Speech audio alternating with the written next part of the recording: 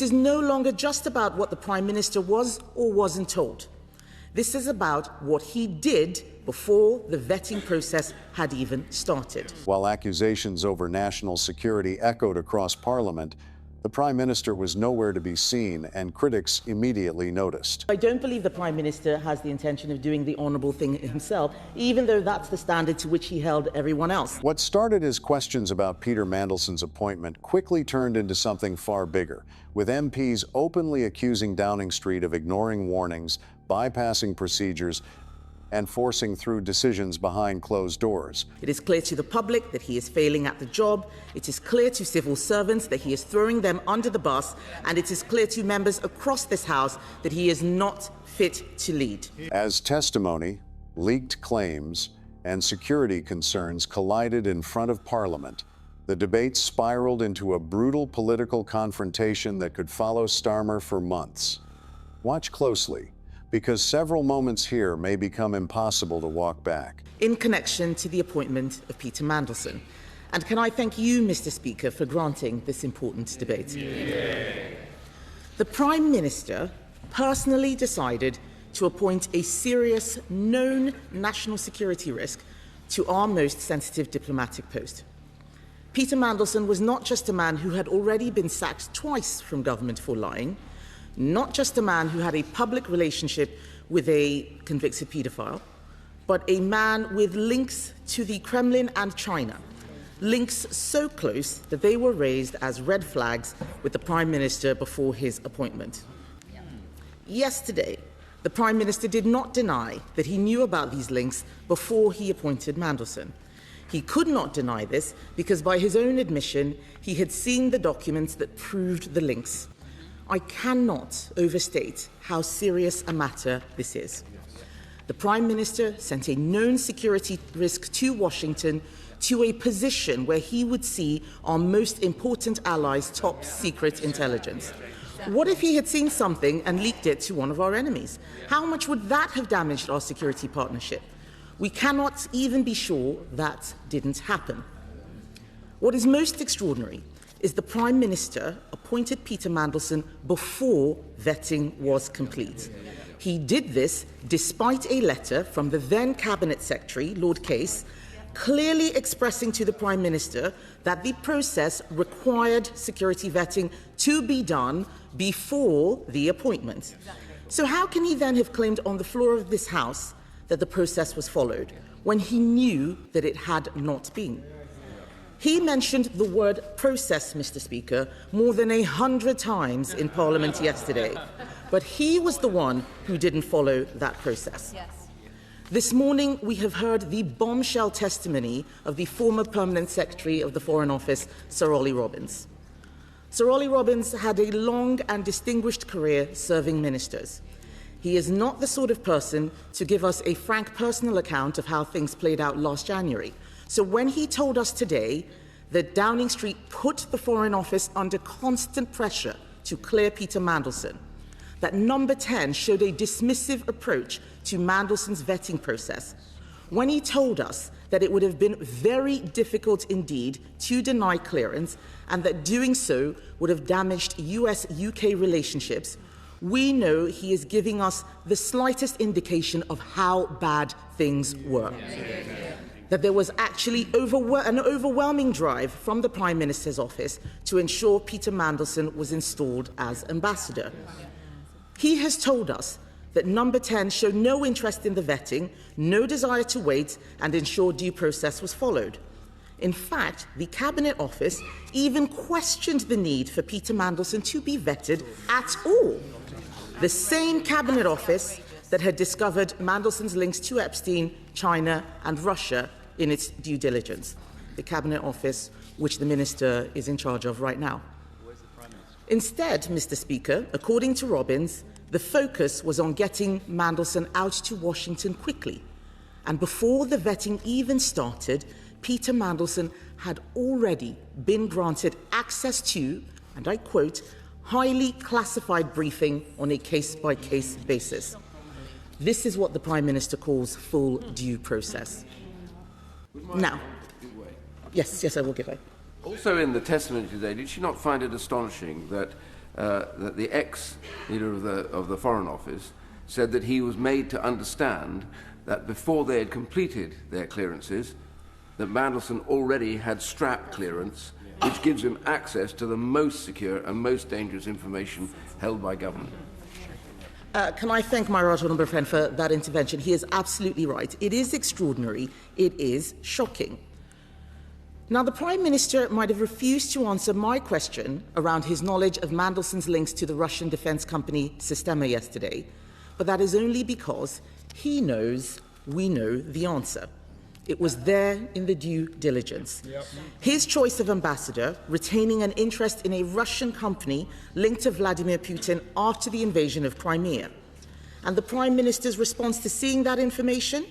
According to Robbins, constant pressure on the Foreign Office to get the appointment done. The Prime Minister, as my right honourable friend has just mentioned, placed top-secret intelligence in the hands of a man he knew to be a national security risk. Yep.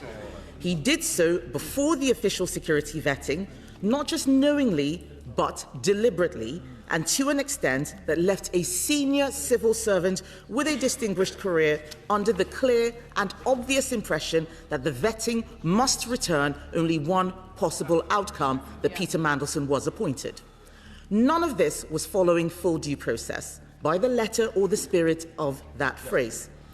This is no longer just about what the Prime Minister was or wasn't told. This is about what he did before the vetting process had even started. Yes. And we now know that Mandelson wasn't a one-off. According to Sir Ollie Robbins, number 10 also asked for the disgraced Matthew Doyle, the Prime Minister's then Director of Communications, to be made an ambassador. Astonishingly, the Prime Minister's office even told Robbins to keep this request a secret from the Foreign Secretary. The idea that it is number 10 who are the victims of others not following due process is quite frankly laughable. The Prime Minister told Parliament yesterday that it was staggering that Ollie Robbins had not shared the recommendations of the UK security vetting with the then Cabinet Secretary, Chris Wormold. But today, we learned from Robbins that he had never seen the original vetting file.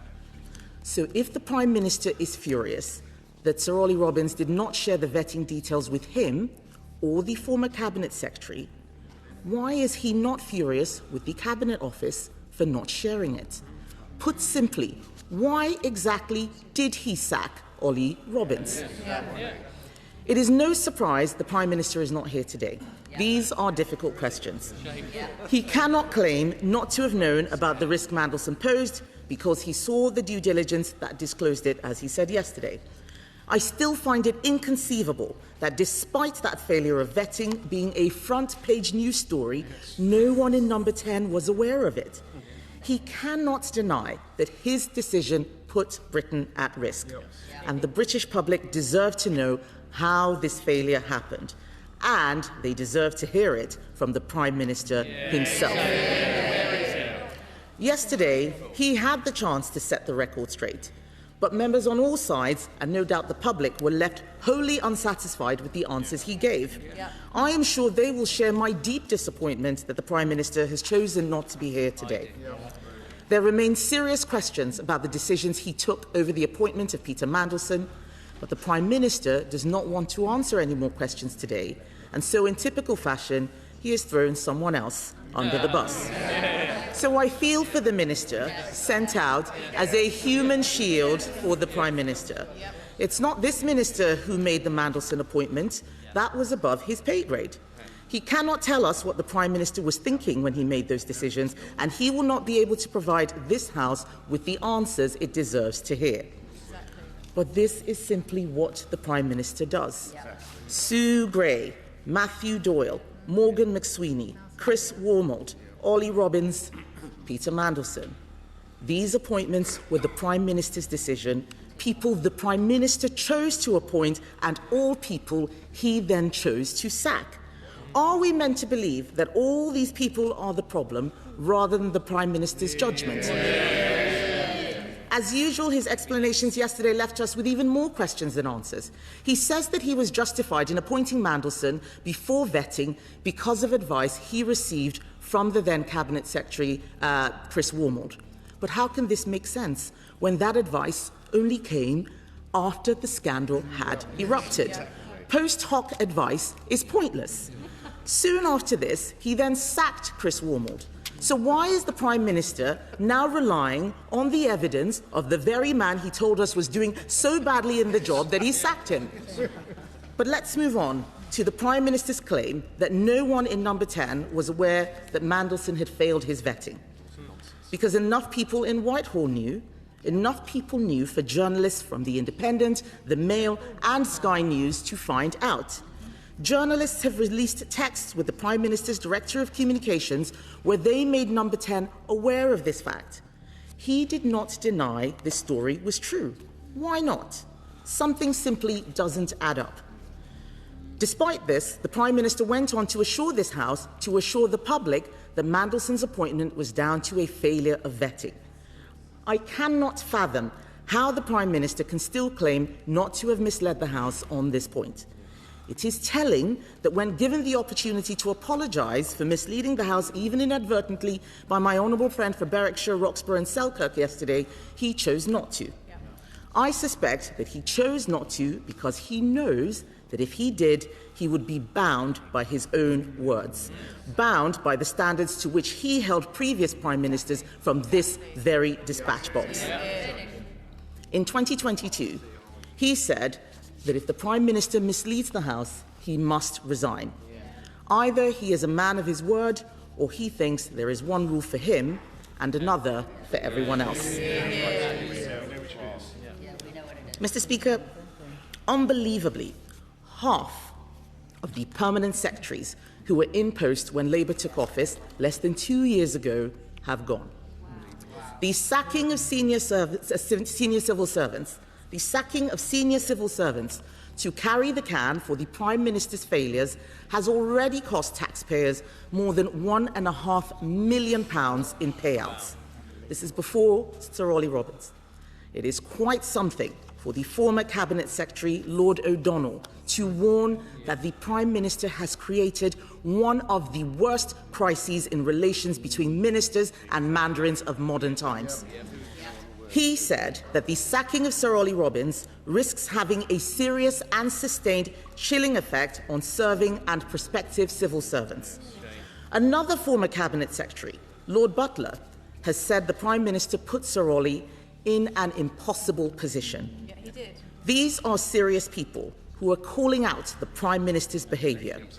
The former head of Propriety and Ethics and Deputy to the Cabinet Secretary, Helen McNamara, has called the decision to sack Robbins unacceptable. She said that if they had published the papers that Parliament demanded back in February, that's the government, if they'd published that, this argument would be so much easier for everyone because we would all be operating on the same basis, the same facts. She's right. The delay in publishing the information required by the humble address is shocking. Where are the key annotations? Where are the decisions and meeting records? The box returns, as they are called, in Downing Street. Why are crucial forms left blank? These missing documents add to the mystery. Why is the government still trying to cover this up? Yes, I will give way. I thank my right honourable friend for giving way. She will remember I asked the Prime Minister yesterday in the box note of the 11th of November, where Simon Case recommended that vetting went through before the appointment was made. The Prime Minister's decision note did not include the Prime Minister's decision, and it's been redacted from the conditions of the humble address. Does she think that the answer that has been redacted would show what the Prime Minister was trying to achieve by appointing Peter Mandelson without the appropriate vetting?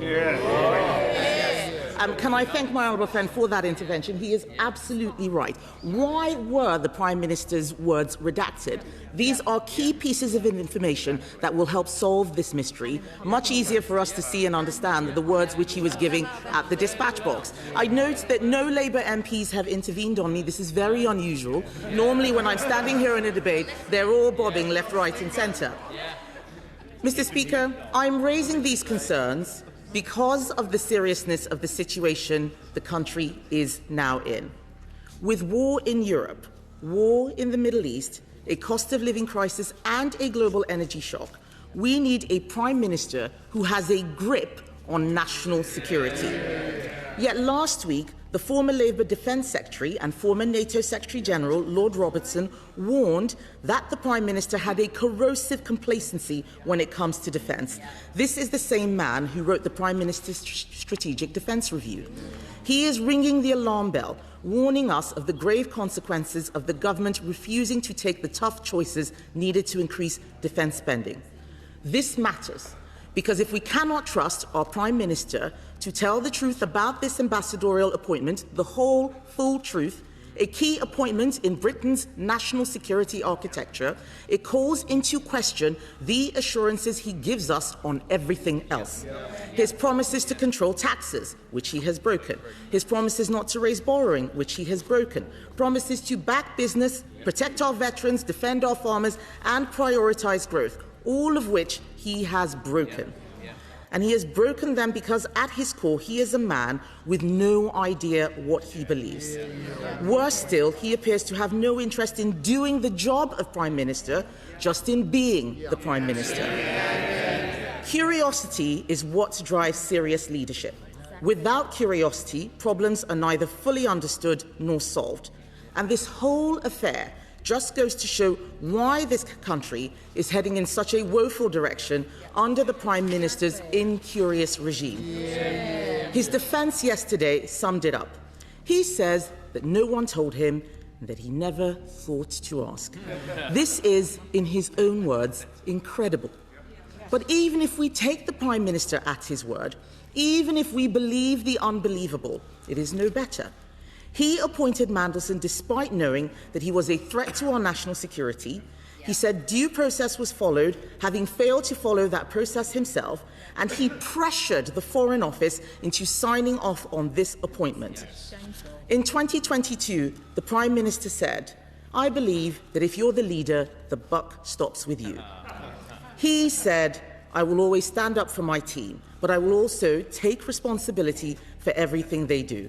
That is what leadership is. How has he taken responsibility? It is clear that the Prime Minister has no intention of facing up to his mistakes. It's clear now that he is not a leader and he has no intention of doing the honourable thing. On that point, will the Right Honourable Lady give way? Yes, I will give way. I congratulate her on securing this debate and indeed on eviscerating the Prime Minister in her speech. Does she not believe, however, that the sorry souls opposite us should have to put their money where their mouth is and that there should be a vote of no confidence in this Prime Minister in due course? The Right Honourable Gentleman makes a very good point. I think he is right, because I don't believe the Prime Minister has the intention of doing the honourable thing himself, even though that's the standard to which he held everyone else. The decision, as I said, about whether he will ultimately take responsibility for his actions is now up to Labour MPs. We heard many powerful statements from that side of the House yesterday. Labour MPs know that the Prime Minister has let the country down, he's let Parliament down, and he's also let the Labour Party down. It is clear to everyone, except the Prime Minister himself, that he has failed on his own terms. It is clear to the public that he is failing at the job. It is clear to civil servants that he is throwing them under the bus. And it is clear to members across this House that he is not fit to lead. This cannot go on. This House deserves better. The country deserves better. The Prime Minister is not fit for office. The first duty, Mr. Speaker, of any Prime Minister is to keep this country safe. This Prime Minister has put the country's national security at risk. He must take responsibility. It is time for him to go. After a heated emergency debate, serious questions still remain around accountability, security vetting, and government transparency. Whether this controversy fades or grows further may depend on what happens next in Parliament. If you enjoyed the breakdown, make sure to subscribe for more coverage.